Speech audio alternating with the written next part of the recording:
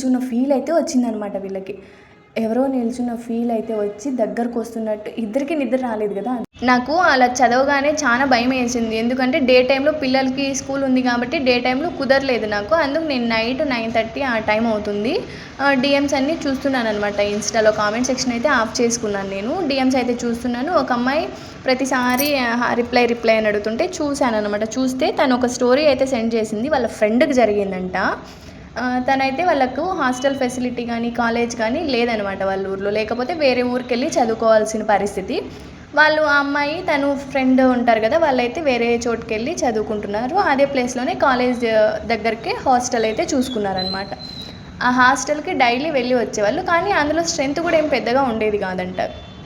First హాస్టల్లో join అయిన 1 month వరకు నార్మల్గానే ఉందంట. తర్వాత ఎప్పుడైతే అమావాస్య దగ్గరకు వస్తుందో అప్పుడు ఎందుకో వింత వింత సౌండ్స్ కానీ, లేదంటే ఎవరో గట్టిగా అరుస్తున్నట్టు, లేదంటే తను బెడ్షీట్ పడుకొని ఉంటుంది కదా, తన బెడ్షీట్ ఎవరో దూరి అందులో తనని గొంతు బిగిస్తున్నట్టు అలాంటి ఫీల్ అయితే వచ్చేదనమాట తనకి.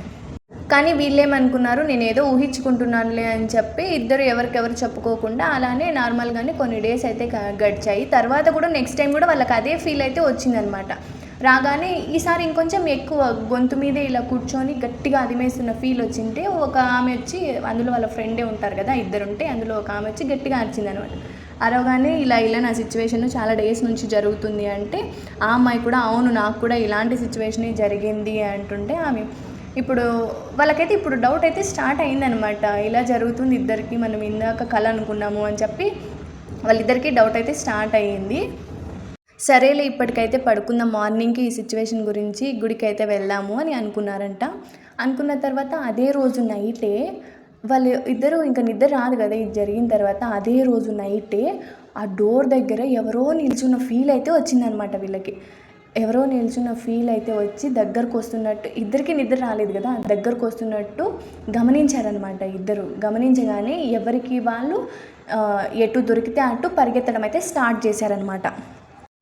గట్టిగా ఏడుస్తూ పరిగెత్తుతున్నారు హాస్టల్ మొత్తం. పరిగెత్తగానే అందులో ఒక వార్డెన్ ఉంటారు కదా, ఆమె దగ్గరికి వెళ్ళిపోయారు ఇద్దరు. వెళ్ళిపోగానే ఆమెతో సిచ్యువేషన్ అయితే చెప్పారు.